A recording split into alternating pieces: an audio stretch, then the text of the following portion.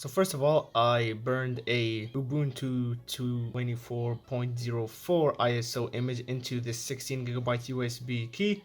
And what I'm going to be doing now is plugging it in. Then, of course, it's going to tell me to factory reset, and which I'm not going to do. So, of course, it's telling me they can't read it. So, now what I'm going to be doing is clicking the Windows key, holding the Shift button, and then I'm gonna click restart. Now what this will do is make me able to enter the BIOS. At least for me, it's a UEFI.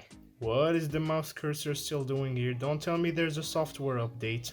Whoop, and the screen just went black. Now it turned back on. I believe I succeeded in reaching this whole stuff as it's telling me to wait. Yes, this is in French. Still holding the shift key for safety measures, and I believe we reached the BIOS, so I'm just gonna let go of the shift key because I believe we're good there. At any moment the BIOS should show up, or not the BIOS directly, but like another Windows menu that looks exactly like Windows 10. There we are. We'll go to troubleshoot, advanced options, then we go to this UEFI section, then reboot or restart. There we are on the BIOS screen.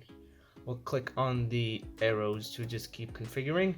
Now for some reason it's called Linux Lite, so I'm gonna click on F6 to move it up the list. There you go, now it's upwards. Now as we just gonna click F10 to save and exit. So F10, then hit enter on yes. Now if we see an Ubuntu logo underneath the Lenovo icon, then that means that everything worked. Try or install Ubuntu. Of course, I'm not going to be downloading Ubuntu, I'm going to be running it entirely off the USB key. Now we're just left with this little dash right here. Okay, so here we have Lenovo with the Ubuntu logo underneath, so that's perfect. The spinning wheel just froze. Oh, there we have a mouse cursor that is an X logo for some reason.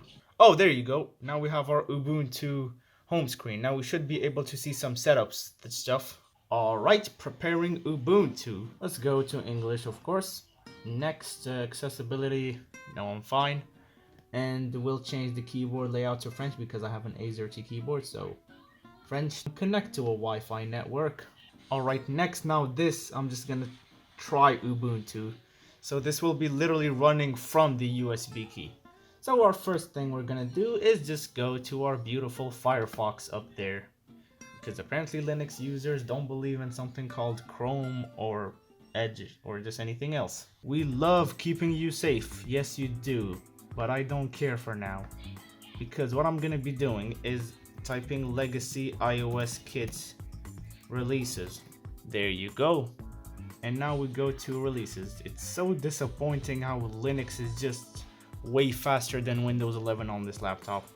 So we'll go to the x86 64 because that's the one that works, despite this computer being a 64-bit computer obviously, but the x86 and 64 one is the one that works. None of these other ones even work. Alright, so now let's just click on open file. We'll go to open, sure. And there it is. Wait, it already got extracted? God damn, okay. Now we'll go to the spooky and most essential part that the whole Linux people are breathing with, the terminal itself. So now we'll drag the restore.sh file, then we hit enter. It's gonna just let me hit enter again. It's gonna keep doing a whole bunch of fancy looking stuff called Linux stuff. So let's just make this terminal window a bit bigger. Yay, look at me, I am programming like mad because I am a Linux user. We get the only aesthetically pleasing part of this terminal, which is this progress thing. You can see it's filled with a whole bunch of hashtags and you get this green little thingy. And again, okay, so now we can restart the script. So we'll drag the restore.sh. Look at me, I am such a fancy hacker. Oh wait, I still didn't find like, I should plug a device. Hold on. Alright, now I have my iPod Touch 2nd generation. And I want to downgrade it to iOS 3.1.3 because Windows 7 is apparently not giving me the chance to. So we'll just plug it in. Oh, hold on. I still didn't drag the restore file, so here we are. We have our iPod, it's plugged in. Alright, we have our options. So we'll go to restore/downgrade. Sure. Let's choose iOS 3.1.3 because that's the one I want. Let's download the target IPSW, and now it's just gonna sit there and keep downloading. There we go. We'll just can we start restore? Let's just go. Jailbreak option. So wait, memory option. Wait, to jailbreak, select jailbreak. Whatever. Memory option. I do have more than 8 GB of RAM, so sure. Right. So far nothing's happening to the iPod, but we're still gonna wait. So far it's still in the regular mode. I believe I probably should have set it to DFU mode beforehand, but we'll just wait. Yes, please send the device to recovery mode. We'll see if anything happens. Oh, something happened. It got unplugged. Oh wait, should I enter the? Oh wait, it is trying. So I can see there's a loading wheel. Okay, should I send it to recovery mode by myself? Sure, let's try. Why not? Wait, did the screen turn off by itself? Oh, impressive. Found device in recovery mode. Get ready to enter DFU mode. If you already know, you may do so right now before continuing. Hell yeah, that's what I'm gonna do. So let's just keep pressing. Screen goes black, right? Here you go. Let's release and just hit the enter. Get ready. I'm already ready. I was born ready. Now let's see when will this select. Okay, installing whatever the hell is this stuff. So far nothing's happening to the iPod again. Installing Python stuff. Let's hope that this actually manages to download, because once I tried this whole Python downloading stuff and it didn't work. So let's hope that this stuff actually works. So it did create so far 2 custom IPSW files, but we're not seeing any progress. Oh wait, I'm wrong. Okay, extracting IPSW, sending IBSS. Okay, we have a white screen. Okay, very usual. We do see a white screen a lot. We'll see if anything happens afterwards. Sending restore RAM disk, kernel cache, whatever the hell is it, anything. About to restore device, waiting for the... Oh, okay, okay, god damn. Wow, this is so much more automatic than my old-fashioned way of just going about with Windows 7 and all this kind of stuff. This is so snappy fast. Okay, so far the iPod is not... Okay, sending file system now. Yes, it is sending something, inarguably. We'll just wait for this loading line. I'm guessing this loading line in the same one that is in the terminal itself. So this all looks so magical in comparison to me just doing your just basic and generic Windows 7 stuff. So we'll wait till something happens. Hey, don't dim the screen. Done sending file system. Verifying restore. And so far we're halfway through the restore. Checking file systems. And we're like extremely close to finish. Running, patching, whatever the hell is going on. I'll just see. Flashing firmware. Sure. When precisely? Again, this part where there's like this little line over here just takes ages. So yeah, we'll just wait. Oh, it flashed to a white screen. Restoring done. Okay, so far we're seeing an Apple logo. Hope this will get me through the iTunes screen, like the recovery screen. We'll see. Okay, so we're still waiting for another line, as usual. We're gonna wait for this to be done by itself. Boom. Didn't even entirely go through there, but we're still gonna see. So far we're having an Apple logo. We got our iTunes screen. Do we actually need iTunes though, or we can just activate it from here? That's what I'm asking. That's what I'm hoping. No device found. Well, that's sad. Maybe if we unplug and replug, then we can find something. It just started suddenly charging. So we'll go to restore.sh. Okay, this is out of focus. That's perfect. And boom. Anything? Now how do I get through this iTunes screen? Can I get through it? Restore, downgrade, but other utilities. I'm just too lazy. Attempt activation. Pair device, clear VRAM, activation records, blah blah blah blah blah blah blah. Attempt activation. Attempting to activate device with iDevice activate. Oh god damn, it worked. Finally! I finally have a clean install of iOS 3.1.3. Now please tell me General has something. Yes! Finally!